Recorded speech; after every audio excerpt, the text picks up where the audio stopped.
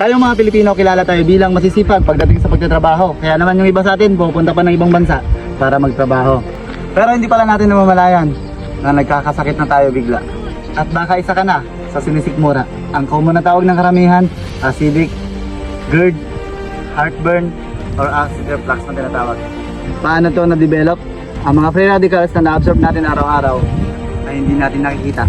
Pero sumisira ng DNA natin yan. Ganito ang katawan natin.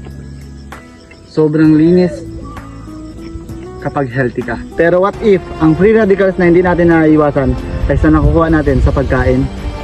Unhealthy foods, pollution, sigarilyo, at alak, at marami pang iba. Ganito kapag ang katawan mo ay puno na ng toxic.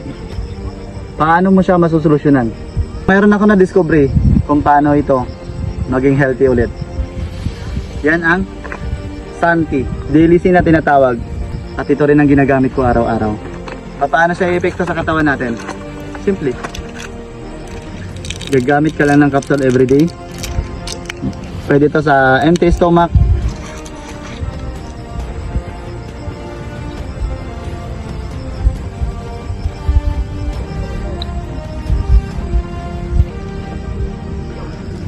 Couple of seconds. Walang imposible kapag gumagamit ka nito. Lagyan natin siya ulit. Kapag gumagamit ka ba, pwede ka pang tamaan? Possible kaya? Kapag may protection ka na sa katawan, paalala, ito ay hindi gamot. Magpa-check up pa rin kayo sa mga doktor nyo.